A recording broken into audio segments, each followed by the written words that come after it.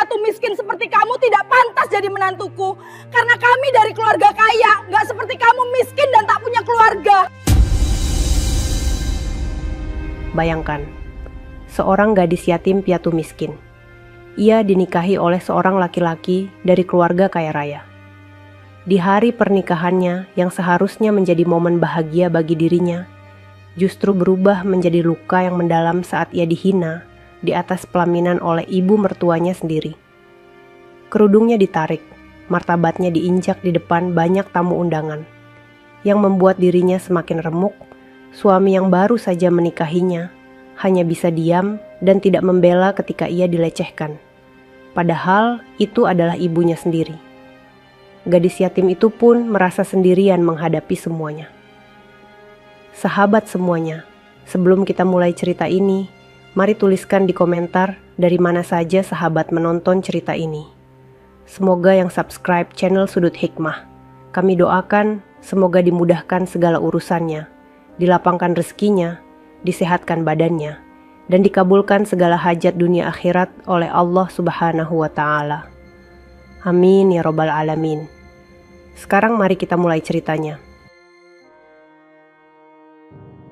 Sejak kecil, Firda sudah terbiasa hidup dalam kesunyian.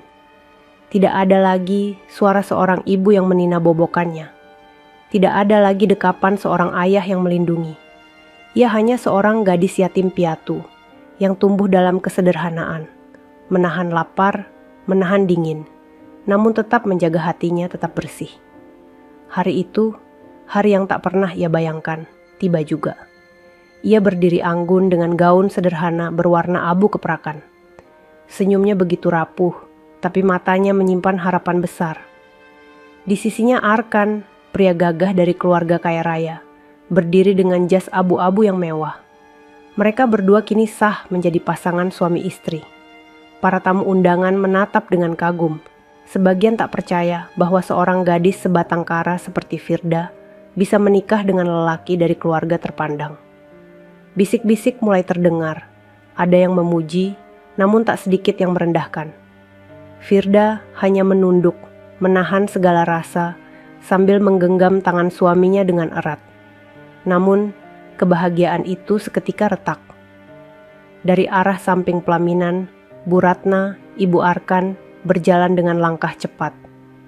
Wajahnya penuh amarah, suara tingginya menggema di ruangan yang seharusnya dipenuhi doa dan restu. "Anakku tidak pantas bersanding denganmu," teriaknya lantang. Tangan Bu Ratna tiba-tiba meraih kerudung Firda, menariknya dengan kasar hingga tubuh mungil itu goyah. Tamu undangan terperangah, beberapa bahkan menutup mulut mereka karena tak sanggup menyaksikan. Firda hampir terjatuh, wajahnya meringis menahan sakit. Air matanya jatuh bercampur dengan rasa malu yang tak terkatakan.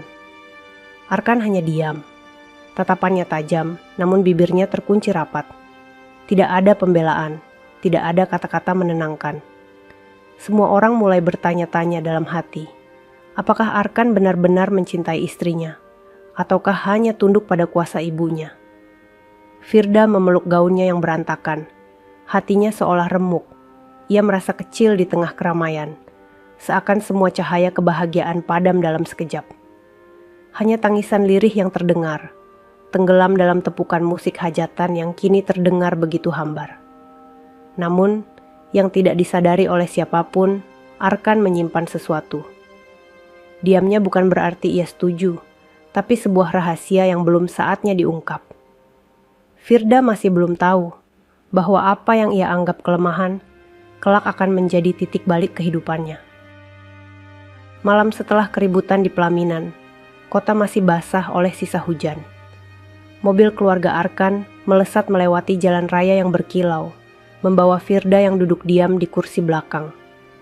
Kerudungnya sudah diganti, tetapi rambut di bawah hijab terasa nyeri pada akar, seolah-olah tangan yang tadi menariknya masih melekat di sana. Di luar jendela, lampu-lampu berlari seperti bintang yang patah. Di dalam mobil, sunyi menggantung. Bu Ratna menatap ke depan, rahangnya mengeras. Arkan menyetir tanpa menoleh. Firda menunduk, menahan perih yang menumpuk di dada. rumah keluarga Arkan berdiri seperti istana kecil di pinggiran kota. Gerbang besi terbuka, suara relnya menggesek malam.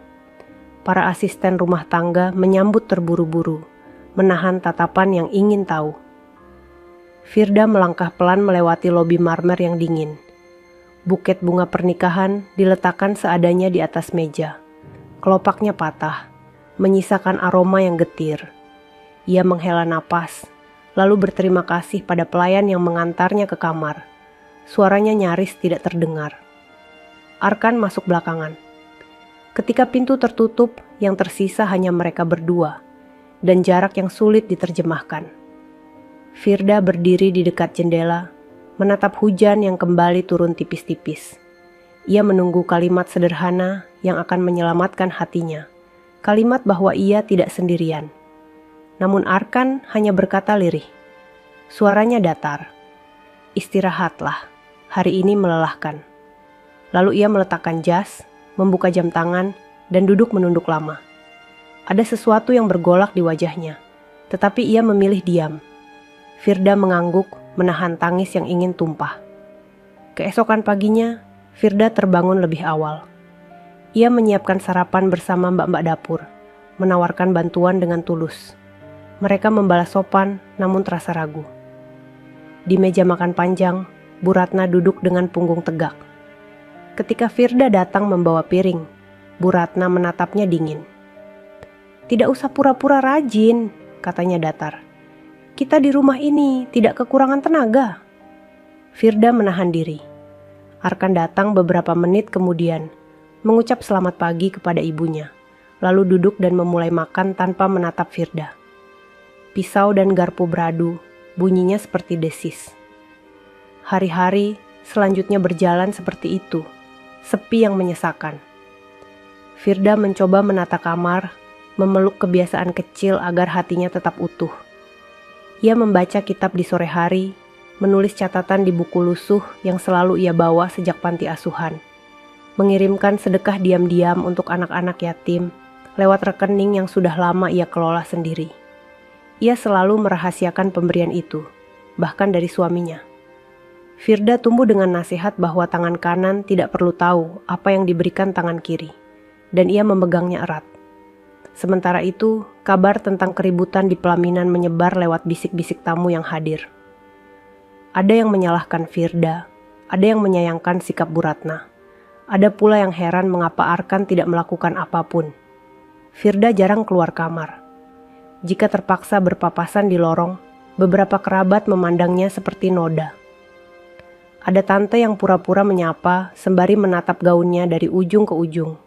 Ada sepupu yang tertawa pelan sambil berbisik bahwa dunia ini lucu, karena kadang-kadang mimpi orang miskin kebetulan dikabulkan. Suatu siang, seorang pria paruh baya mengetuk pintu. Ia memperkenalkan diri sebagai Pak Hashim, pengurus panti tempat Firda dulu tinggal. Wajahnya teduh, matanya menyimpan kehangatan yang dirindukan Firda. Mereka duduk di ruang tamu kecil. Pak Hashim menyerahkan sebuah amplop coklat. "Ini titipan dari sahabat almarhum ayahmu," ucapnya pelan. "Beliau menulis ini bertahun-tahun lalu. Baru bisa sampai karena banyak hal yang harus dipastikan." Firda menatap amplop itu lama. Ia mengangguk, lalu menyimpannya di dalam buku catatan lusuh. Ia belum membukanya, belum siap, belum saatnya. Arkan lewat di balik pintu saat pertemuan itu hampir usai. Pandangannya bertemu sekejap dengan mata Pak Hashim, seperti dua orang yang saling mengerti, tetapi memilih merahasiakan pengertian itu. Arkan menanyakan kabar seadanya, lalu pergi. Firda memandang punggung suaminya yang menjauh.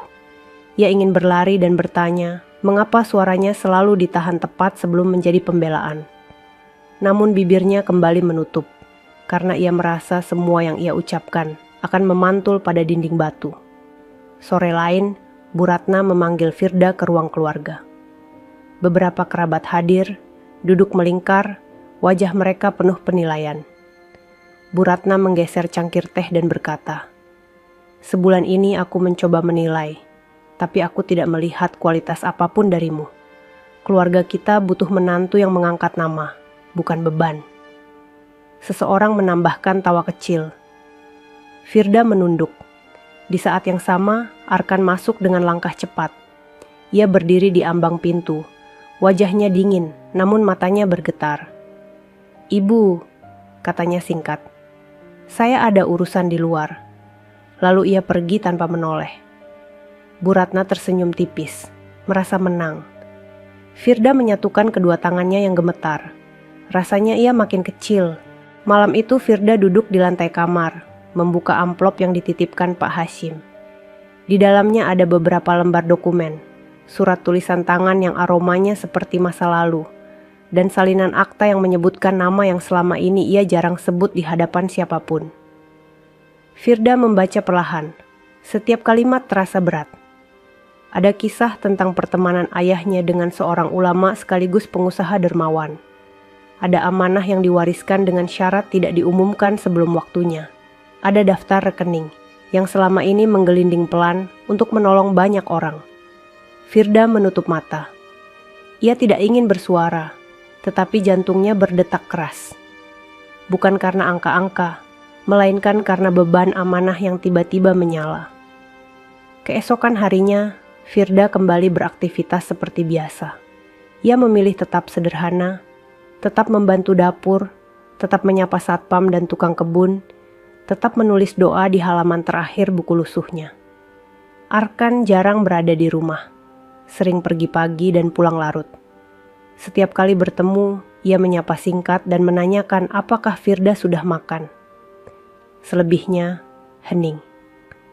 Namun Firda beberapa kali melihat bekas tinta di ujung jari Arkan, tanda ia menandatangani sesuatu yang penting.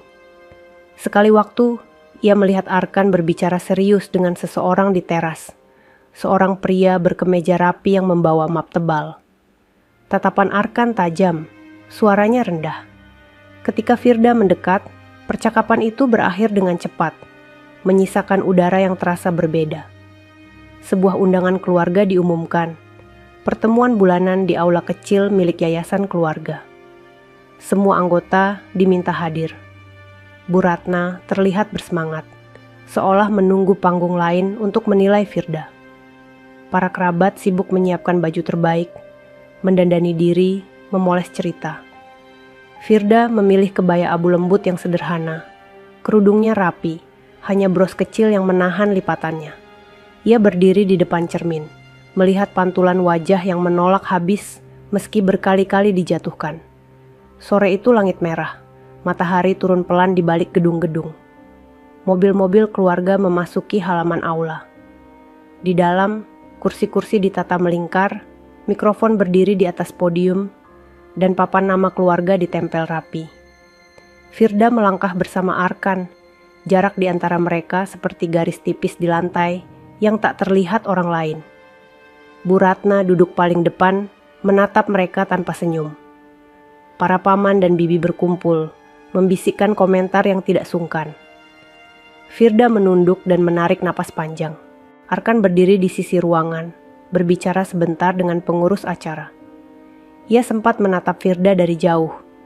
Ada sesuatu di matanya, seolah ia hendak menyampaikan kalimat yang selama ini tertahan.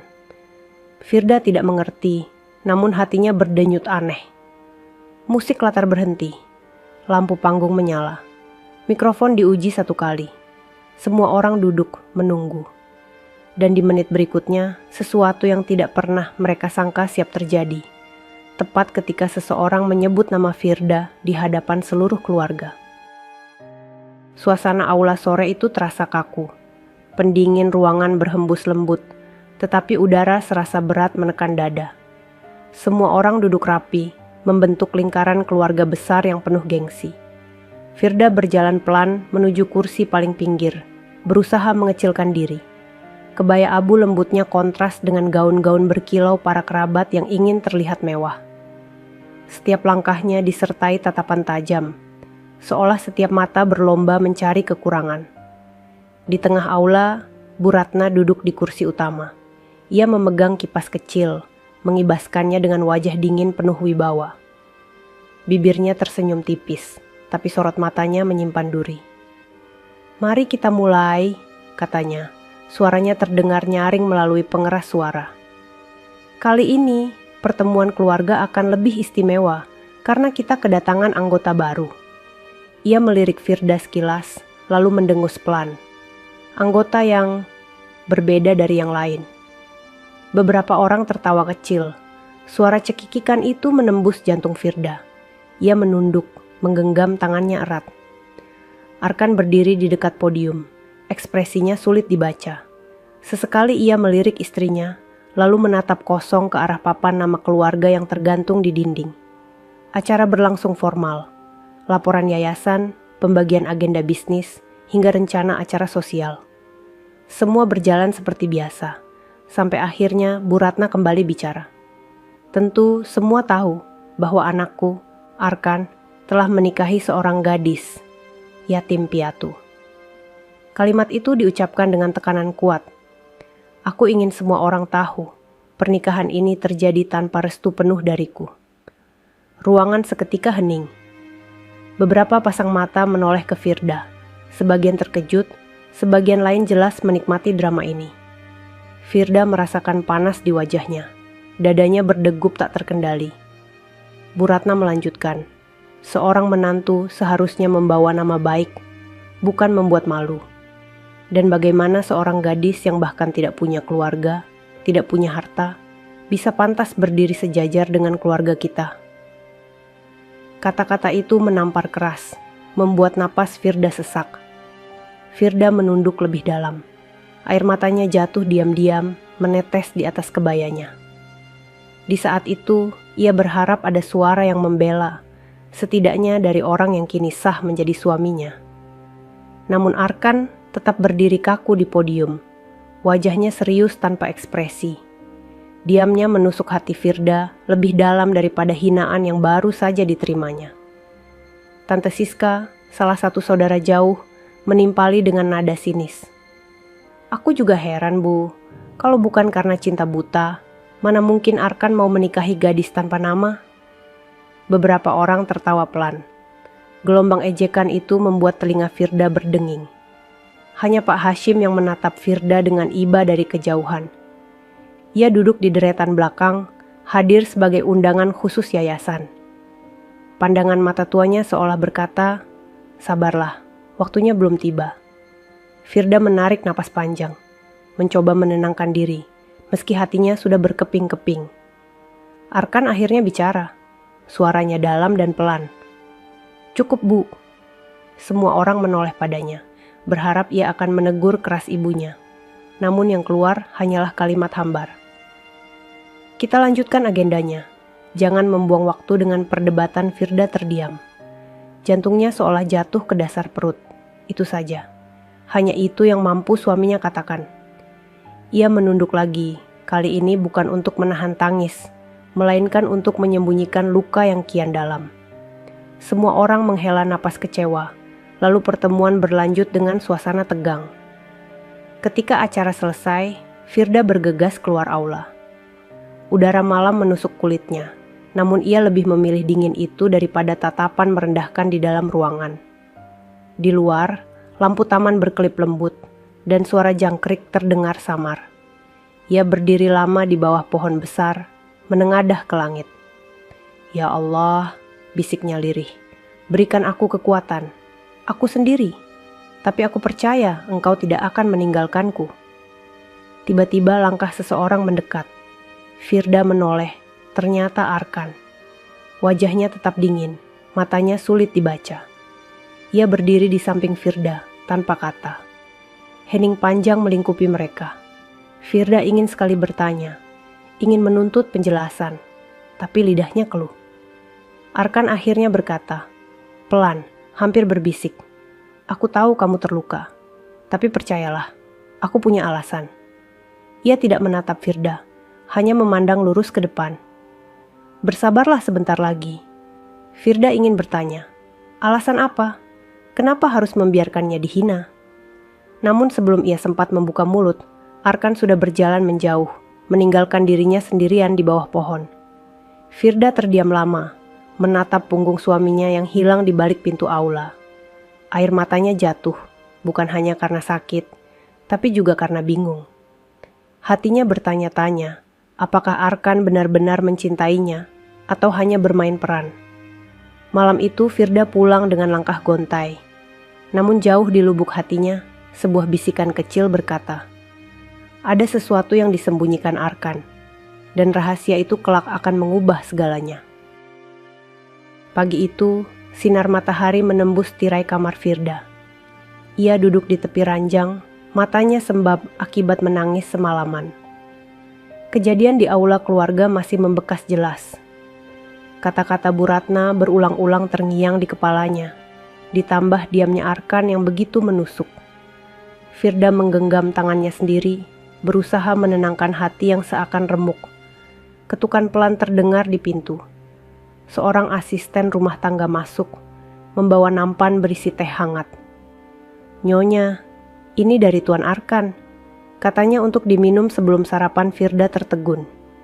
Ia memandang cangkir itu lama, seolah mencari makna di balik teh sederhana. Arkan memang jarang bicara, tapi kadang-kadang ada isyarat kecil yang membuatnya bingung. Apakah suaminya benar-benar peduli, atau hanya bentuk tanggung jawab tanpa rasa? Hari-hari berikutnya, Firda tetap berusaha menjalani perannya. Ia membantu dapur, menyapa para pekerja rumah, bahkan memberi uang saku kepada anak-anak kecil penjaga parkir di sekitar komplek. Namun sikap keluarga besar Arkan tidak berubah. Setiap kali ada acara, Firda selalu menjadi bahan cibiran. Kadang dengan kata-kata langsung, kadang lewat bisik-bisik menusuk telinga. Suatu sore, Firda duduk di taman belakang rumah. Ia membuka buku catatannya, menuliskan doa-doa dan kegelisahannya. Angin berhembus lembut, membawa aroma bunga melati. Namun ketenangan itu terusik oleh suara langkah kaki. Firda menoleh, ternyata Arkan. "Sedang apa?" tanya Arkan singkat. "Menulis," jawab Firda lirih, menutup bukunya cepat. Arkan menatap sekilas, lalu duduk di bangku seberangnya. Ada jeda hening sebelum ia bicara lagi. "Aku tahu kamu merasa aku tidak membelamu, tapi aku harus melakukannya." Firda menatap suaminya, hatinya campur aduk. Kenapa? Apa salahku sampai aku harus terus dipermalukan? Suaranya bergetar, tapi tetap ia ucapkan. Arkan terdiam lama. Matanya menatap lurus ke hamparan rumput, bukan ke wajah istrinya. Ada hal-hal yang tidak bisa aku katakan sekarang. Kalau aku terburu-buru, semuanya akan berantakan. Firda terdiam. Kata-kata itu membuatnya makin bingung. Ia ingin bertanya lebih jauh, tapi sorot mata Arkan seolah meminta dirinya bersabar. Malamnya, Firda membuka kembali amplop coklat dari Pak Hashim. Ia membaca ulang surat peninggalan ayahnya. Kali ini, ia lebih jeli memperhatikan isi dokumen. Ada beberapa rekening besar yang tercatat atas namanya. Namun selama ini ia tidak pernah menggunakannya. Ia selalu hidup sederhana, menyembunyikan jati dirinya. Ayahnya berpesan dalam surat itu. Gunakan semuanya hanya pada waktu yang tepat, ketika Allah menunjukkan jalan. Jangan pernah kau banggakan harta ini, karena yang paling mahal adalah ketulusanmu. Air mata Firda jatuh. Ia merasa beban yang dipikul begitu berat. Di satu sisi, ia tidak ingin sombong dengan apa yang sebenarnya ia miliki. Di sisi lain, ia lelah terus dihina karena dianggap miskin. Keesokan harinya, Bu Ratna kembali melontarkan kata-kata pedas. Kali ini di meja makan, di depan beberapa kerabat yang sedang berkunjung. "Firda, sebulan ini aku sudah perhatikan. Kau tidak membawa apa-apa ke rumah ini. Bahkan kau tidak punya keluarga yang bisa dibanggakan. Apa sebenarnya gunamu?" Semua mata menatap Firda. Beberapa menunggu jawabannya. Sebagian lain tersenyum sinis. Firda hanya menunduk. Di dadanya, ada gelora ingin membongkar siapa dirinya sebenarnya. Ingin berkata bahwa ia bukan orang sembarangan. Tapi ia menahan. Bukan karena takut, melainkan karena ia ingat pesan ayahnya. Arkan datang terlambat ke meja makan. Ia melihat wajah istrinya pucat, mendengar suara ibunya yang tajam. Namun sekali lagi, Ia hanya duduk tanpa berkata apa-apa. Firda menatapnya sejenak, berharap setidaknya ia akan membela. Tapi yang didapatnya hanya diam. Seusai makan, Firda kembali ke kamarnya. Ia menangis dalam sujud panjang. Ya Allah, lirihnya. Beri aku kekuatan untuk menahan semua ini. Aku percaya, engkau punya rencana yang lebih indah. Malam itu, Arkan pulang larut. Firda pura-pura tidur, tapi matanya basah. Ia mendengar suara langkah suaminya masuk kamar, lalu suara pintu lemari terbuka. Arkan mengambil sesuatu dari dalam, lalu menutup kembali. Firda hanya diam, membiarkan suaminya beraktivitas. Namun ia sadar, Arkan menyimpan sesuatu yang dirahasiakan. Keesokan harinya, Firda menerima pesan dari Pak Hashim. Nak, mungkin sebentar lagi waktunya tiba. Bersabarlah. Jangan tergesa-gesa membuka siapa dirimu, Firda, membaca pesan itu berulang kali. Hatinya makin bimbang. Apakah ia harus tetap diam? Atau melawan hinaan yang terus datang? Di sisi lain, Bu Ratna semakin gencar merencanakan sesuatu. Ia mengundang banyak kerabat ke rumah, katanya untuk makan malam keluarga. Tapi Firda tahu, acara itu hanyalah panggung baru untuk menjatuhkannya. Dan kali ini, hatinya berkata, ia harus bersiap menghadapi apapun yang akan terjadi. Malam itu rumah besar keluarga Arkan dipenuhi cahaya lampu gantung kristal. Aroma masakan mewah menguar dari dapur, suara gelas beradu terdengar dari ruang makan yang panjang. Semua anggota keluarga besar hadir. Gaun-gaun indah, perhiasan berkilau, tawa-tawa tinggi terdengar di setiap sudut. Di tengah hiruk-pikuk itu, Firda melangkah masuk dengan langkah pelan. Ia memilih kebaya sederhana berwarna biru muda dengan kerudung krem polos. Tidak ada perhiasan mencolok di tubuhnya. Penampilannya terlihat sederhana dibanding para wanita lain yang berlomba-lomba menampilkan kilau harta. Tatapan merendahkan pun kembali ia terima. Bu Ratna duduk di kursi utama, wajahnya anggun namun dingin. Ia menatap Firda dengan sorot mata yang penuh perhitungan. Duduklah, katanya singkat, menunjuk kursi di ujung meja. Tempat itu terasa seperti sengaja dipilih untuk memisahkan Firda dari yang lain. Jamuan dimulai dengan santapan mewah. Hidangan-hidangan mahal disajikan satu persatu. Suara sendok garpu beradu dengan piring porselen, tawa bercampur dengan percakapan bisnis. Namun, di sela-sela semua itu, Firda menjadi pusat perhatian yang tak mengenakan. Aku masih tidak percaya, ucap Tante Siska dengan nada tinggi. Keluarga sebesar ini punya menantu tanpa latar belakang. Benar-benar memalukan, betul, sahut yang lain. Seharusnya Arkan memilih wanita setara, bukan gadis tanpa siapa-siapa.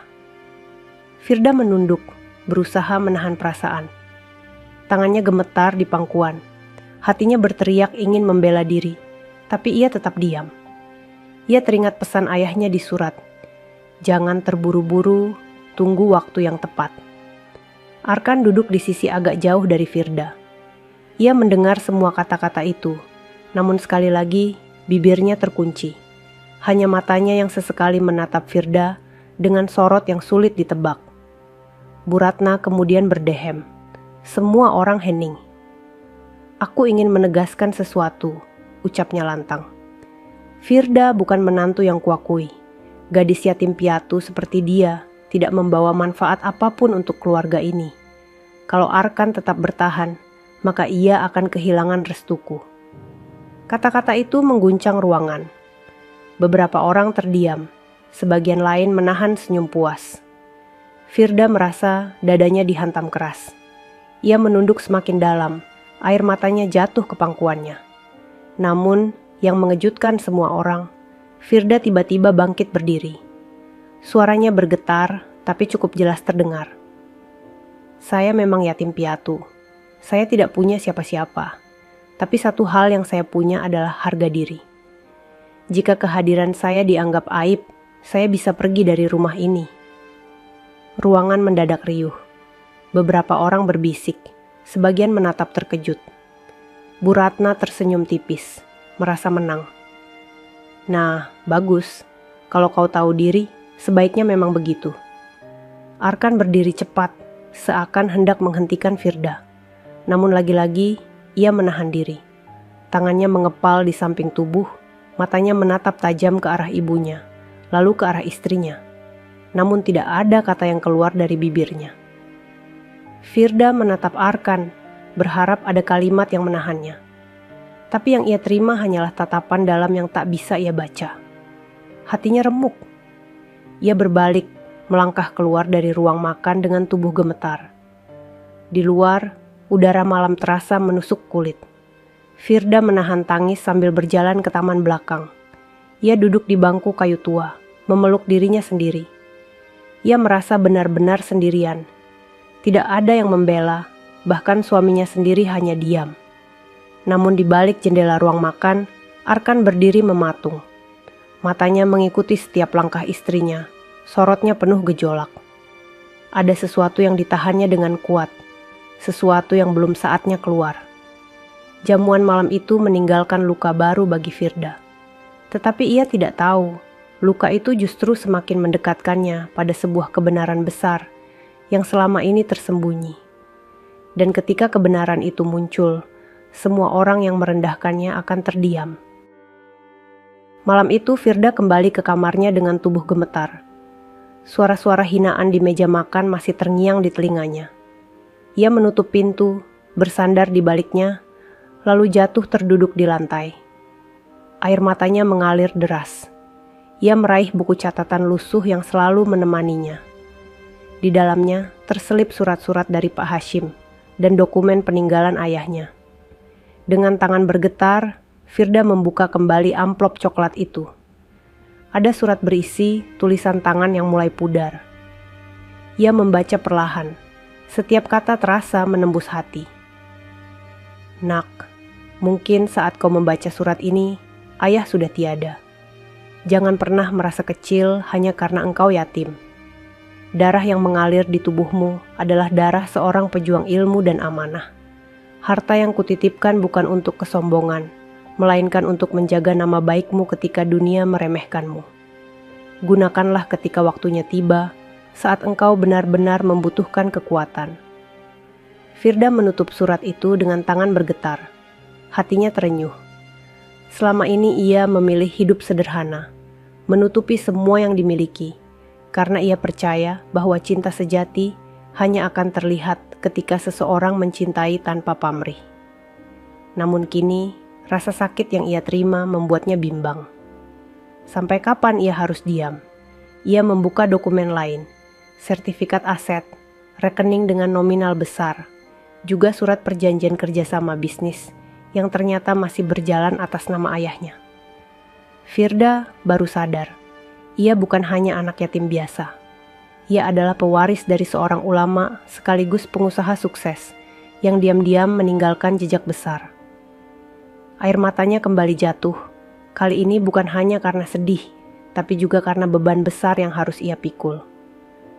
Ya Allah, bisiknya lirih. Apakah ini saatnya aku menggunakan semua ini? Keesokan harinya, Firda menemui Pak Hashim di sebuah kedai kecil dekat masjid. Wajah tua itu menyambutnya hangat. Nah, aku tahu hatimu terluka, katanya pelan.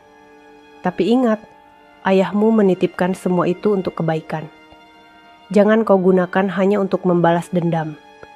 Gunakanlah ketika memang saatnya engkau berdiri tegak. Firda menunduk. Tapi aku lelah, Pak. Setiap hari aku dihina. Bahkan suamiku pun hanya diam Pak Hashim menatapnya dalam. Kadang, diam adalah cara seseorang melindungi. Jangan buru-buru menilai Arkan. Bisa jadi ia menyimpan sesuatu. Firda tertegun. Kata-kata itu membuat hatinya sedikit goyah. Ia teringat tatapan Arkan yang aneh malam tadi. Tatapan yang seolah ingin bicara tapi tertahan. Sore itu, Firda kembali ke rumah. Ia memilih lewat pintu samping agar tidak terlalu terlihat. Namun langkahnya terhenti ketika ia melihat Arkan berdiri di teras, berbicara serius dengan seorang pria berjas rapi. Mereka membawa map tebal dan wajah Arkan tampak tegang. Firda bersembunyi di balik pilar, mencoba mendengarkan. Ia hanya menangkap potongan kalimat. Belum saatnya. Aku harus pastikan dulu, jangan sampai Firda terseret. Hatinya berdegup kencang. Apa maksud Arkan? Mengapa ia menyebut namanya? Namun sebelum Firda bisa mendengar lebih jauh, pria berjas itu pergi, dan Arkan masuk rumah dengan wajah dingin. Firda buru-buru menghindar, berlari ke kamarnya. Di dalam kamar, ia duduk terdiam. Sekali lagi, suaminya membuatnya bingung. Apakah benar Arkan membiarkannya dihina hanya karena ada alasan besar di baliknya? Malam itu Firda kembali berdoa panjang. Ia meminta kekuatan untuk bertahan. Namun di hatinya mulai tumbuh secercah keyakinan bahwa suatu saat ia harus berdiri, bukan lagi sebagai gadis yatim piatu yang selalu direndahkan, tapi sebagai pewaris yang sebenarnya punya martabat tinggi. Dan mungkin saat itu sudah semakin dekat. Hari-hari berikutnya berjalan dengan ketegangan yang makin terasa. Firda mencoba tetap menunaikan tugasnya sebagai istri dengan tulus. Ia menyiapkan sarapan, menata kamar, bahkan sesekali menyiapkan teh untuk ibu mertuanya. Namun semua usahanya selalu dibalas dingin. Bu Ratna hanya melirik dengan sinis atau pura-pura tidak melihat. Di ruang keluarga, Bu Ratna sering berbicara dengan beberapa kerabat dekatnya. Suaranya sengaja dikeraskan agar terdengar sampai ke kamar Firda. Aku tidak akan tinggal diam, katanya suatu siang. Anak yatim itu harus tahu tempatnya. Jika ia tidak pergi dengan sendirinya, aku akan membuatnya malu di depan semua orang. Kerabatnya hanya mengangguk, sebagian tersenyum penuh intrik. Firda mendengar percakapan itu dari balik pintu. Hatinya kembali perih, namun ia menutup mulut rapat-rapat. Ia tahu, semakin ia melawan, semakin Bu Ratna akan mencari cara untuk menjatuhkannya. Sementara itu, Arkan semakin sering keluar rumah. Ia jarang bicara dengan Firda, namun tatapannya selalu singgah sekilas setiap kali mereka berpapasan. Ada rahasia besar di balik sikapnya.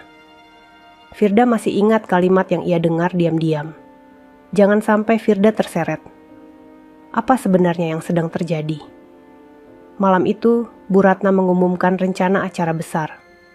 Pesta ulang tahun yayasan keluarga. Semua kerabat, kolega bisnis, bahkan tokoh masyarakat akan hadir. Aku ingin acara ini menjadi simbol kehormatan keluarga kita, ucapnya tegas. Dan tentu saja, kita akan melihat apakah Firda pantas berdiri di samping anakku atau tidak. Nada suaranya jelas mengandung maksud lain. Firda yang duduk di pojok ruangan merasa tubuhnya gemetar. Ia tahu, acara itu akan menjadi panggung penghinaan berikutnya. Hari-hari menjelang pesta, rumah dipenuhi kesibukan. Dekorasi dipasang, undangan disebar, gaun-gaun mewah disiapkan. Firda memilih diam di kamarnya. Ia tahu, apapun yang ia kenakan pasti akan dipermasalahkan. Dalam hening, ia membuka kembali surat peninggalan ayahnya. Jari-jarinya menyentuh lembaran kertas yang sudah menguning.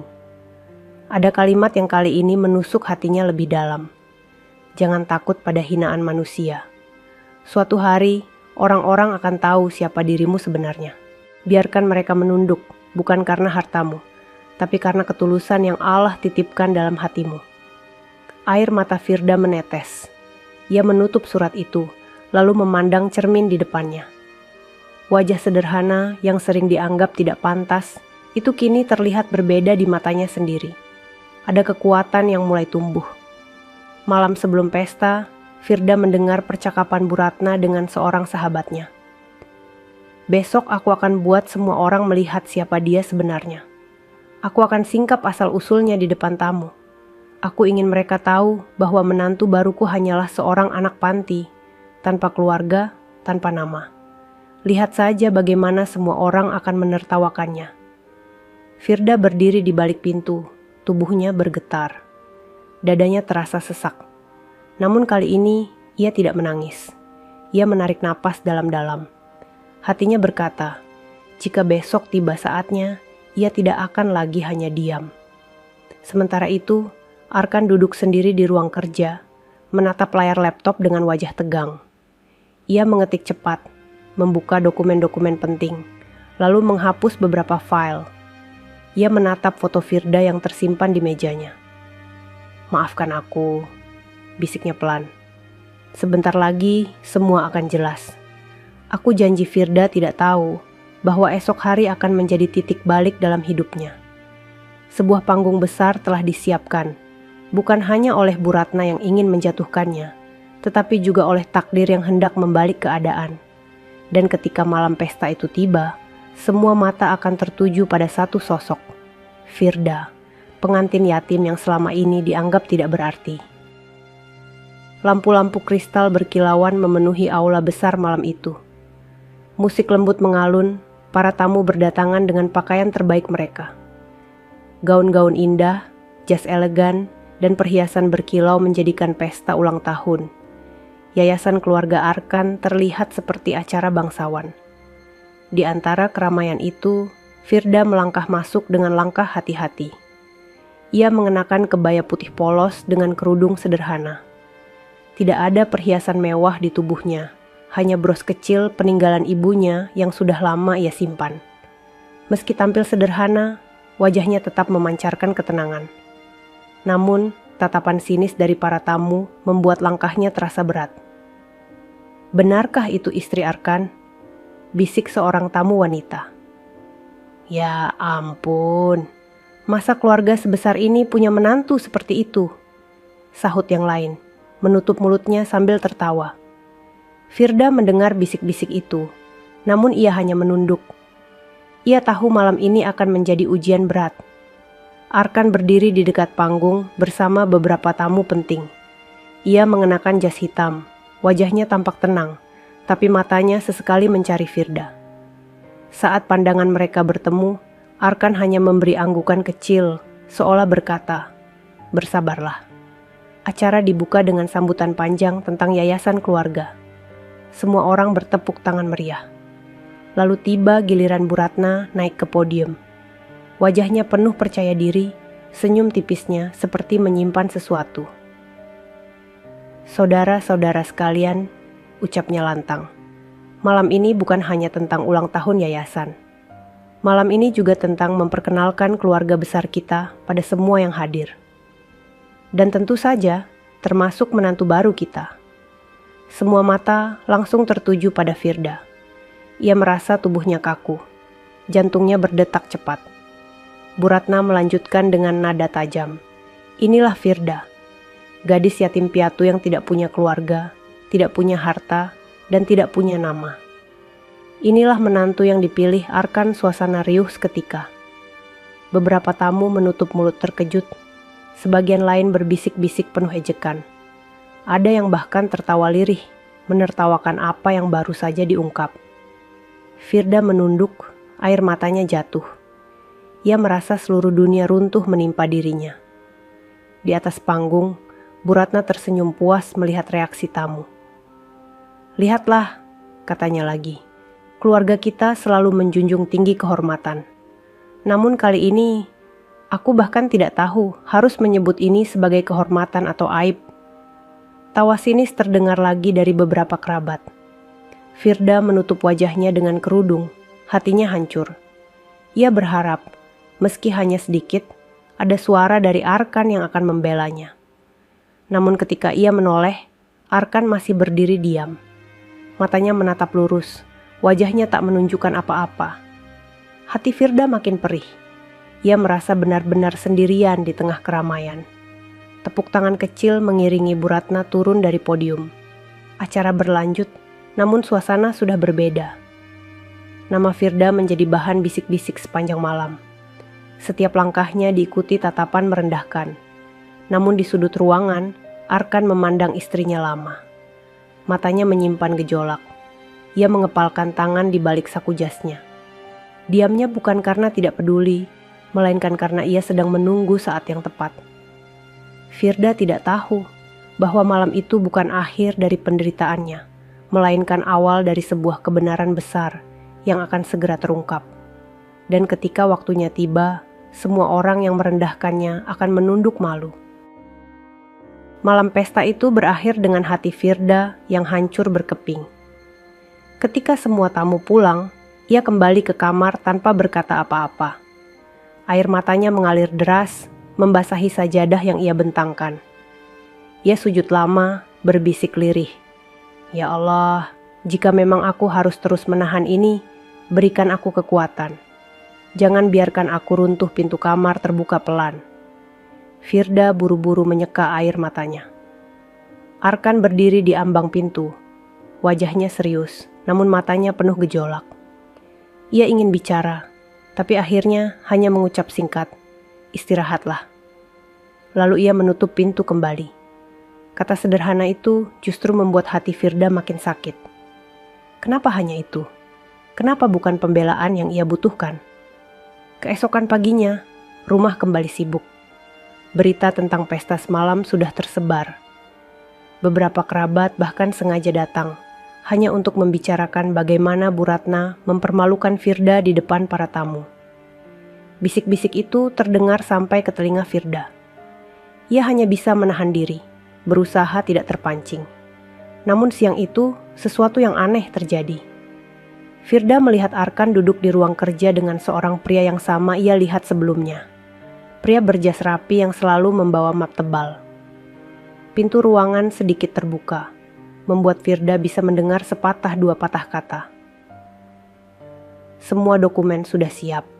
Jika mereka masih berani menghina, kita bisa buka semuanya, ucap pria itu. Belum sekarang, jawab Arkan dengan suara rendah. Aku harus pastikan Firda kuat dulu. Aku tidak mau dia terseret dalam permainan kotor ini. Hati Firda berdegup kencang. Ia menutup mulutnya dengan tangan, mencoba menahan tangis. Jadi benar, Arkan tahu semuanya. Ia sengaja diam bukan karena tidak peduli, tapi karena sedang menunggu sesuatu. Namun Firda juga merasa bingung. Apa maksud dokumen yang mereka bicarakan? Permainan kotor apa yang dimaksud Arkan? Malam harinya, Firda kembali membuka surat ayahnya. Ia membaca ulang kalimat yang berbunyi, "Gunakan semua peninggalan ini saat dunia benar-benar menekanmu, dan saat orang-orang harus tahu siapa dirimu."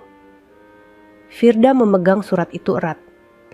Hatinya mulai merasakan bahwa waktu yang dimaksud ayahnya semakin dekat.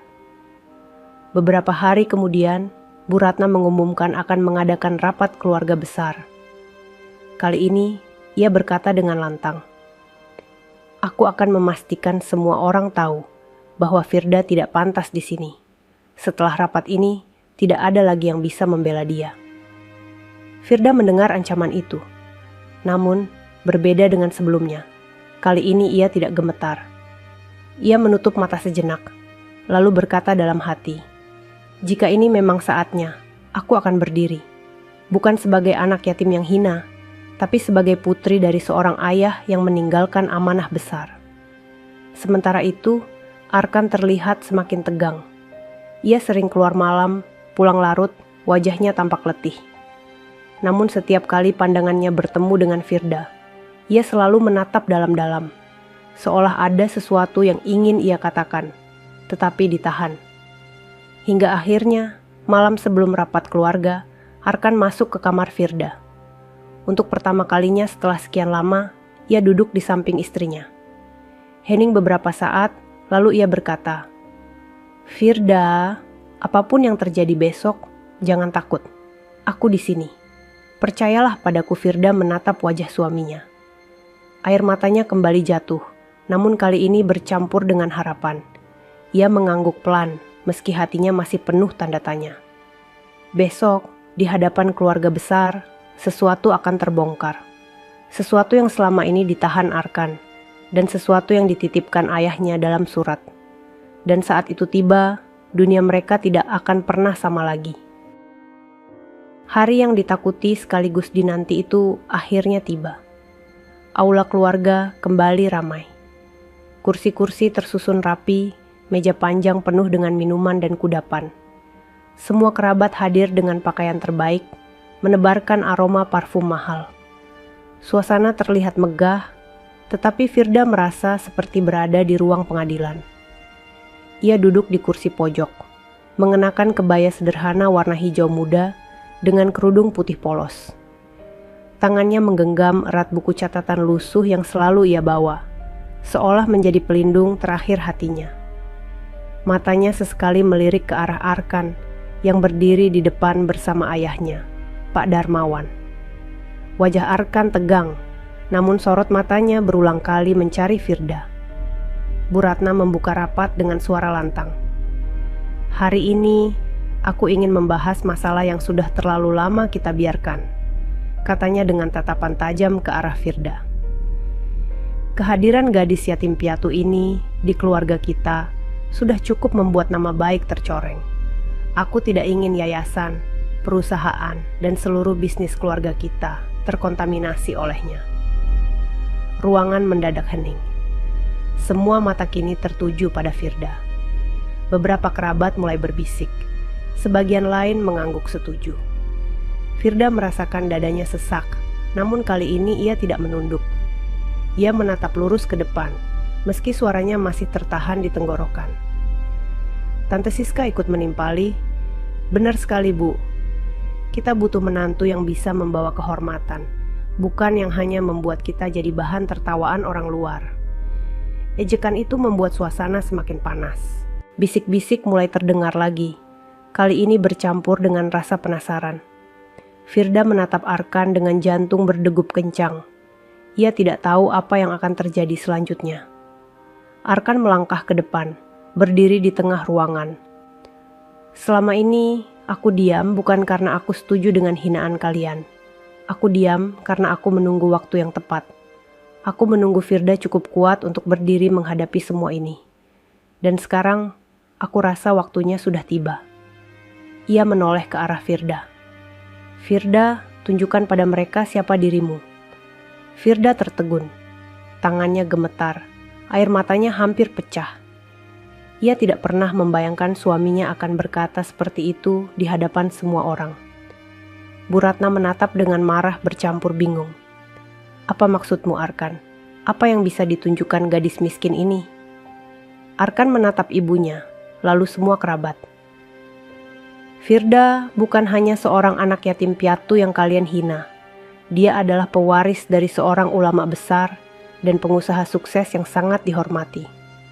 Semua harta, aset, dan amanah ayahnya ada padanya. Dan selama ini, ia memilih diam, hidup sederhana, karena ia tidak ingin dinilai dari harta, melainkan dari ketulusan." Suasana ruangan berubah drastis. Semua orang terkejut, sebagian tak percaya, sebagian lagi saling pandang dengan wajah pucat. Firda menunduk, air matanya mengalir deras. Tapi kali ini bukan karena hinaan, melainkan karena pembelaan yang akhirnya datang. Ia merasakan beban berat di dadanya sedikit terangkat. Namun ia juga sadar, apa yang baru saja diungkap Arkan, barulah awal dari sebuah kebenaran yang lebih besar. Dan ketika semuanya terbongkar, keluarga yang dulu merendahkannya tidak akan lagi bisa menegakkan kepala. Ruangan itu masih terdiam setelah pengakuan Arkan. Semua wajah menatap Firda, sebagian tidak percaya, sebagian terkejut, dan sebagian lain menunggu apa yang akan ia katakan. Firda duduk dengan tangan gemetar, buku catatan lusuh di pangkuannya. Arkan menoleh ke arahnya, memberikan anggukan kecil. "Firda, sekarang saatnya kau bicara. Jangan takut." Aku di sini." Air mata Firda menetes, membasahi pipinya. Ia berdiri pelan, langkahnya terasa berat, namun hatinya sudah mantap. Suaranya bergetar ketika mulai berbicara.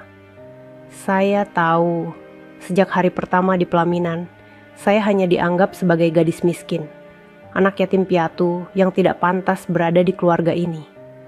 Saya dihina, dipermalukan, bahkan kerudung saya ditarik di depan tamu undangan.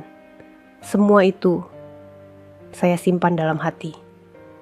Beberapa orang terdiam, mengingat kembali kejadian di pelaminan. Ada yang menunduk malu, ada yang masih memasang wajah sinis. Firda melanjutkan, kali ini lebih tegas. "Tapi malam ini, izinkan saya menunjukkan siapa sebenarnya diri saya. Bukan untuk membanggakan harta atau nama, tapi untuk menghentikan semua penghinaan yang terus saya terima." Ia membuka buku catatan lusuhnya. lalu mengeluarkan beberapa lembar dokumen dari amplop coklat. Tangannya gemetar, namun ia tetap melangkah maju ke meja besar di depan. Ia meletakkan dokumen itu di atas meja, lalu menunjuk satu persatu. Inilah peninggalan ayah saya, almarhum Haji Syamsuddin. Beliau bukan orang biasa. Beliau seorang ulama besar yang dihormati, sekaligus pengusaha yang mendirikan yayasan dan sekolah-sekolah untuk anak yatim. Semua aset dan amanahnya diwariskan kepada saya ruangan mendadak riuh. Nama Haji Syamsuddin begitu dikenal di kota itu. Banyak yang tahu kebaikan dan amal jariahnya, tapi tidak ada yang tahu bahwa Firda adalah putrinya. Bu Ratna berdiri dengan wajah pucat.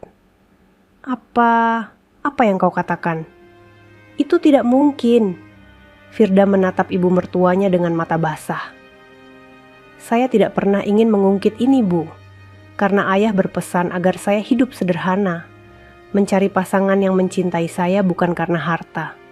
Itulah mengapa saya selalu diam. Tapi penghinaan demi penghinaan membuat saya harus berdiri agar martabat saya tidak terus diinjak. Beberapa kerabat mulai berbisik panik. Ada yang menutup mulut tak percaya. Ada yang langsung membuka ponsel untuk memastikan nama yang disebut Firda. Dan benar saja, berita tentang Haji Syamsuddin masih mudah ditemukan, lengkap dengan kiprah besarnya. Arkan kemudian maju, berdiri di samping istrinya. Suaranya lantang. Dan inilah alasan kenapa selama ini aku diam. Aku tahu siapa Firda sejak awal. Aku tahu siapa ayahnya. Aku tahu amanah besar yang ia warisi. Aku hanya ingin melihat seberapa kuat Firda bertahan, agar ketika saatnya tiba, ia bisa berdiri sendiri. Firda menatap Arkan dengan mata berkaca-kaca. Hatinya campur aduk antara lega, haru, dan tak percaya akhirnya ia dibela di hadapan semua orang. Suasana ruangan berubah drastis.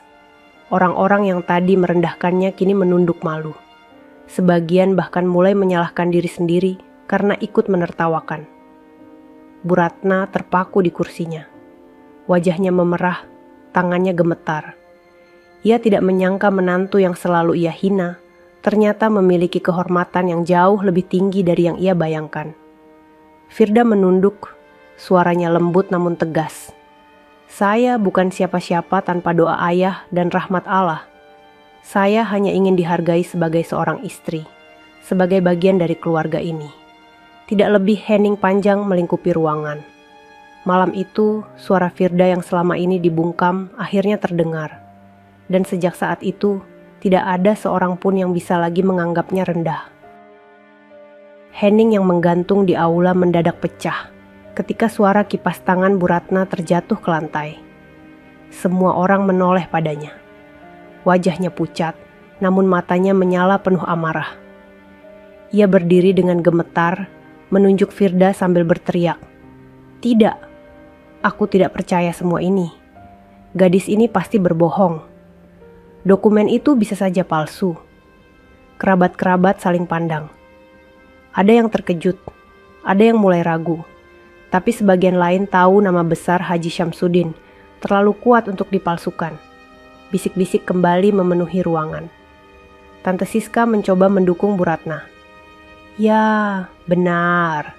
Jangan-jangan ini hanya akal-akalan untuk membuat dirinya diterima di keluarga kita. Namun suaranya terdengar lemah, karena banyak yang sudah tahu kebenaran itu. Arkan maju selangkah, berdiri di samping Firda dengan wajah tegas. Ibu, cukup. Semua dokumen ini asli. Saya sendiri sudah memeriksanya sejak sebelum menikah. Dan Pak Hashim, pengurus panti tempat Firda dibesarkan, bisa bersaksi. Pintu aula terbuka, dan Pak Hashim masuk perlahan. Tubuh tuanya tampak rapuh, namun wibawanya masih kuat. Ia menunduk hormat, lalu berkata lantang, "Apa yang dikatakan Firda benar adanya. Saya menyaksikan sendiri bagaimana almarhum Haji Syamsuddin menitipkan semua ini untuk anaknya. Firda bukan gadis sembarangan. Ia adalah pewaris amanah besar, ruangan mendadak riuh." Beberapa kerabat yang tadinya meremehkan langsung terdiam. Sebagian mulai menundukkan wajah malu. Bu Ratna melangkah maju dengan wajah marah. Tidak, aku tidak akan pernah menerima anak panti ini sebagai menantuku, meskipun dia pewaris harta sebesar apapun. Aku hanya ingin menantu yang setara, yang bisa membuat keluarga ini semakin dihormati, bukan dihina. Firda menatap ibu mertuanya dengan mata basah. Suaranya lembut namun mantap. Bu, saya tidak pernah meminta untuk dihormati karena harta. Yang saya inginkan hanyalah diterima sebagai istri Arkan, sebagai bagian dari keluarga. Apa itu terlalu sulit? Bu Ratna terdiam sejenak, lalu mengalihkan pandangan, menolak menjawab. Matanya masih menyimpan amarah, tapi kata-katanya tercekat. Pak Darmawan, ayah Arkan, yang sejak tadi diam, akhirnya angkat suara. Ratna, hentikan. Selama ini kita salah menilai Firda. Aku sudah tahu siapa ayahnya sejak lama. Haji Syamsuddin adalah sahabatku. Aku menyaksikan sendiri bagaimana ia membangun sekolah untuk anak yatim. Bagaimana ia menolong banyak orang. Kita seharusnya bersyukur Firda menjadi bagian keluarga kita, bukan malah menghinanya. Kata-kata itu seperti palu besar yang menghantam keras. Semua orang terdiam, bahkan Bu Ratna terpaku. Wajahnya memerah menahan malu. Firda menunduk, air matanya jatuh. Kali ini bukan air mata sakit, melainkan lega. Akhirnya ada yang membelanya. Akhirnya kebenaran mulai diakui. Namun ia tahu, hati Bu Ratna belum luluh. Tatapan tajam ibu mertuanya masih menusuk, seolah berkata bahwa ini belum selesai. Arkan menggenggam tangan Firda di depan semua orang. Aku memilih Firda bukan karena hartanya, bukan karena namanya. Aku memilihnya karena hatinya. Dan aku tidak akan membiarkan siapapun lagi merendahkannya. Ruangan itu hening. Semua mata menatap mereka berdua. Dan untuk pertama kalinya, Firda merasa tidak lagi sendirian. Seusai rapat keluarga, suasana rumah besar itu berubah. Beberapa kerabat yang sebelumnya meremehkan kini mulai menghampiri Firda, menyalaminya dengan wajah penuh penyesalan. Maafkan aku Firda, kata salah seorang sepupu Arkan. Kami tidak tahu siapa dirimu sebenarnya. Firda hanya tersenyum kecil, meski air matanya masih tersisa di sudut mata. Namun, tidak semua orang menerima perubahan itu. Bu Ratna tetap diam, wajahnya menegang. Ia berjalan cepat menuju kamarnya tanpa menoleh sedikit pun. Tatapan sinisnya masih menusuk setiap kali matanya bertemu dengan Firda. Malam itu, Firda duduk di kamarnya. Hatinya penuh rasa syukur, tetapi juga masih menyimpan luka. Ia menatap surat ayahnya sekali lagi, lalu berbisik lirih. Ayah, aku berusaha kuat. Semoga Allah menuntunku agar tidak salah langkah. Sementara itu, Arkan duduk di ruang kerjanya. Ia menatap dokumen-dokumen yang sejak lama ia simpan. Rahasia besar yang ia sembunyikan hampir terungkap. Ia menghela napas panjang. Hanya sedikit lagi, Firda, bisiknya. Aku harus pastikan kau benar-benar aman. Keesokan harinya, kabar tentang Firda menyebar cepat. Banyak orang yang tadinya hanya mengenalnya sebagai gadis miskin, kini terkejut mendengar bahwa ia adalah putri almarhum Haji Syamsuddin. Beberapa tokoh masyarakat bahkan mengirim pesan hormat kepada keluarga Arkan, mengingat jasa besar Haji Syamsuddin pada masyarakat. Kerabat-kerabat yang dulunya menertawakan Firda mulai bersikap lebih ramah. Ada yang tiba-tiba ingin berbincang dengannya. Ada pula yang mencoba mendekat dengan pujian. Namun Firda tetap rendah hati. Ia tidak membalas hinaan mereka dengan kesombongan, melainkan dengan senyum tulus yang membuat banyak orang terdiam malu. Di sisi lain, Bu Ratna semakin terpojok. Ia merasa harga dirinya jatuh di depan semua orang. Malam itu, ia berbicara dengan sahabatnya. Aku tidak akan pernah menerima Firda. Gadis itu membuatku kehilangan wibawa. Aku harus mencari cara lain untuk menjatuhkannya. Sahabatnya mencoba menenangkan. Tapi bukankah semua orang kini berpihak padanya? Bahkan Pak Darmawan sudah mengakui wajah Bu Ratna mengeras. Justru itu, semakin banyak orang berpihak padanya, semakin besar ancaman bagi posisiku. Hari-hari selanjutnya, Firda mulai menemukan tempatnya. Ia ikut mengunjungi panti asuhan, menyumbangkan sebagian peninggalan ayahnya untuk anak-anak yatim, dan terlibat dalam kegiatan sosial yayasan. Banyak orang yang mulai menghormatinya, bukan hanya karena nama besar ayahnya, tetapi juga karena kebaikan hatinya. Arkan selalu berada di sisinya dalam setiap kegiatan itu. Meski ia masih jarang bicara, kehadirannya selalu memberi kekuatan bagi Firda. Dalam diamnya, Firda bisa merasakan ada cinta yang nyata. Namun, di balik semua itu, Firda tahu ancaman belum berakhir. Tatapan Bu Ratna yang dingin setiap kali melewatinya menjadi tanda bahwa badai belum benar-benar reda. Di malam yang tenang, Firda berdiri di balkon rumah, menatap langit penuh bintang. Ia berbisik, "Ya Allah, aku tidak tahu apa yang akan terjadi setelah ini. Tapi aku yakin, Engkau selalu bersama hamba-Mu yang lemah." Di belakangnya, tanpa ia sadari, Arkan berdiri memandanginya. Wajahnya penuh rasa bersalah, namun juga tekad yang kuat. Ia tahu, sebentar lagi rahasia yang ia simpan harus dibuka. Dan ketika itu terjadi, semua orang akan benar-benar mengerti mengapa ia memilih Firda.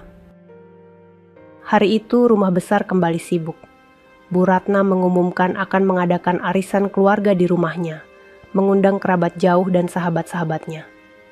"Aku ingin semuanya hadir," katanya dengan nada tegas. "Akan ada pengumuman penting." Firda yang mendengar dari balik pintu merasa gelisah. Hatinya berbisik bahwa acara itu bukan sekadar arisan biasa. Ia teringat bagaimana selama ini Bu Ratna selalu mencari cara untuk menjatuhkannya. Malam itu, Firda duduk lama di kamar. Ia membuka surat ayahnya lagi, membaca kalimat yang sudah nyaris ia hafal. "Nak, ingatlah, ketika engkau dihina, balaslah dengan kesabaran. Namun ketika kehormatanmu diinjak terlalu dalam, berdirilah dengan kebenaran." Firda mengusap air matanya, lalu menutup surat itu dengan hati mantap. Hari arisan tiba. Aula rumah kembali penuh, kali ini dengan lebih banyak tamu. Meja penuh hidangan, gelas berisi minuman berkilauan, dan tawa-tawa terdengar di udara. Firda melangkah masuk dengan langkah tenang, mengenakan kebaya ungu muda sederhana, kerudung putih rapi, tanpa perhiasan mencolok. Bu Ratna duduk di kursi utama, wajahnya penuh percaya diri. Ia berdiri, mengetuk gelas dengan sendok untuk menarik perhatian. "Saudara-saudara," katanya lantang, "hari ini aku ingin membuka mata kalian semua tentang menantu baruku. Selama ini ia mengaku pewaris Haji Syamsuddin. Tapi apakah ada buktinya? Apakah kita tahu benar siapa dia?" Ruangan langsung riuh. Beberapa tamu mulai berbisik. Firda tetap duduk tenang, meski tangannya dingin. Bu Ratna melanjutkan dengan senyum sinis. "Aku sudah menelusuri. Aku punya saksi yang mengatakan Firda hanyalah anak panti yang dititipkan tanpa jelas asal-usulnya. Semua dokumen bisa saja palsu. Bagaimana bisa kita mempercayai begitu saja cerita itu?" Seorang pria paruh baya maju. Wajahnya asing bagi Firda. Ia bersaksi bahwa ia pernah bekerja di panti asuhan, dan Firda hanyalah anak titipan tanpa nama jelas. "Saya tahu benar, Bu," katanya dengan suara lantang. Bisik-bisik semakin ramai. Firda menunduk, hatinya terasa sesak. Namun tiba-tiba suara lantang terdengar dari pintu aula. Berhenti menyebarkan kebohongan. Semua orang menoleh. Pak Hashim berjalan masuk, wajahnya serius. "Saya adalah pengurus panti asuhan tempat Firda dibesarkan, dan saya bersaksi di hadapan Allah bahwa Firda memang benar putri Haji Syamsuddin. Semua dokumen yang ditinggalkan asli. Saya sendiri yang menerima amanah langsung darinya sebelum wafat." Ruangan mendadak hening. Pria yang mengaku saksi itu gemetar, lalu menunduk tak berani bicara. Beberapa tamu mulai menatap Bu Ratna dengan heran. Sebagian lain mulai berbisik bahwa ia hanya mencari cara untuk mempermalukan menantunya. Arkan berdiri, maju ke depan. Suaranya tegas. "Ibu, hentikan semua ini. Apalagi yang ingin ibu buktikan?" Semua orang kini tahu kebenaran tentang Firda. Semakin ibu mencoba menjatuhkannya, semakin tinggi martabatnya berdiri. Firda menatap suaminya dengan mata berkaca-kaca. Untuk pertama kalinya, ia merasakan Arkan benar-benar berdiri di sisinya tanpa ragu. Bu Ratna terdiam, wajahnya memerah. Ia mencoba bicara, tapi suaranya tercekat. Para tamu menatapnya dengan pandangan tak lagi hormat, melainkan penuh penilaian. Firda maju selangkah, menundukkan kepala. Saya tidak pernah ingin membuat keluarga ini malu. Yang saya inginkan hanya diterima sebagai bagian dari keluarga, sebagai istri yang bisa membahagiakan suami saya. Jika saya dianggap tidak pantas, saya rela pergi. Tapi jangan lagi injak kehormatan saya dengan kebohongan. Kalimat itu membuat banyak orang terdiam. Bahkan beberapa tamu menunduk, malu atas sikap mereka yang ikut merendahkan Firda selama ini. Dan malam itu, jebakan yang disusun Bu Ratna justru berbalik menjadi tamparan untuk dirinya sendiri. Malam itu udara di aula begitu tegang.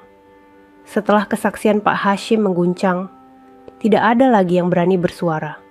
Semua tatapan kini tertuju pada Bu Ratna yang berdiri mematung di depan. Wajahnya pucat, matanya berkilat penuh amarah yang tertahan. Arkan maju selangkah, berdiri tepat di hadapan ibunya. Suaranya dalam dan tegas. Bu, cukup sudah. Selama ini Firda dihina, dipermalukan, bahkan martabatnya diinjak. Tapi tetap ia diam. Ia menahan semuanya dengan sabar. Dan malam ini, Allah membuktikan siapa yang benar. Bu Ratna menatap putranya dengan mata berkaca-kaca, antara marah dan malu. Namun kali ini, tidak ada satupun yang membelanya. Semua orang diam, sebagian bahkan menunduk, malu dengan sikap mereka yang ikut meremehkan Firda. Firda berdiri pelan, melangkah maju ke samping suaminya. Wajahnya masih basah oleh air mata, tapi sorot matanya sudah berbeda. Tenang, tegak, penuh keyakinan. Suaranya lembut, tapi menggema di ruangan. Saya memang yatim piatu. Saya tumbuh tanpa orang tua, hanya ditemani doa dan kesabaran. Saya tidak punya siapa-siapa selain Allah. Tapi justru karena itulah saya belajar bahwa harga diri lebih mahal daripada harta. Dan malam ini saya hanya ingin mengatakan satu hal. Saya ingin menjadi istri yang bisa mendampingi suami saya dengan baik. Apapun kata orang. Hening. Semua orang terdiam. Pak Darmawan berdiri, menepuk bahu Arkan, lalu menatap Firda dengan wajah haru. Nak, engkau tidak hanya pantas menjadi bagian keluarga ini. Engkau justru membawa kehormatan yang lebih tinggi. Mulai malam ini, semua orang harus menghormatimu. Bukan karena harta, tapi karena ketulusanmu. Tepuk tangan kecil terdengar dari beberapa tamu, lalu makin lama makin riuh. Beberapa kerabat yang dulu meremehkan kini mendekati Firda, meminta maaf dengan tulus. Firda, maafkan aku. Kami salah menilaimu. Firda hanya tersenyum, mengangguk pelan. Saya sudah memaafkan sejak lama, jawabnya singkat. Sementara itu, Bu Ratna akhirnya jatuh terduduk di kursinya. Air matanya mengalir deras, bukan lagi karena marah, melainkan karena malu. Untuk pertama kalinya, ia merasa kalah. Semua rencana dan gengsinya runtuh di hadapan menantu yang selama ini ia hina. Arkan menggenggam tangan Firda erat di hadapan semua orang. Aku janji, aku tidak akan pernah lagi membiarkan siapapun menyakitimu. Mulai malam ini, kau tidak sendiri lagi. Firda menatap suaminya dengan mata berkaca-kaca. Senyumnya tipis namun penuh rasa syukur.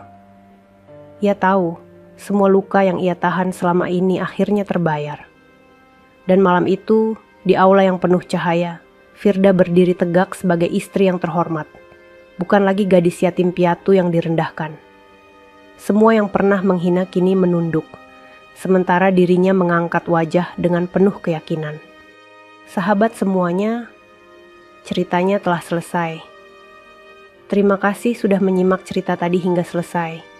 Semoga cerita tadi bisa memberikan banyak pelajaran kepada kita semua. Sebelum kami akhiri video ini, jika kalian berkenan dan menyukai cerita seperti ini, Jangan lupa klik suka, tinggalkan komentar, bagikan cerita ini kepada sahabat kalian, dan pastikan subscribe channel Sudut Hikmah agar kalian bisa selalu menonton cerita-cerita terbaru dan inspiratif dari channel kami. Terima kasih. Wassalamualaikum warahmatullahi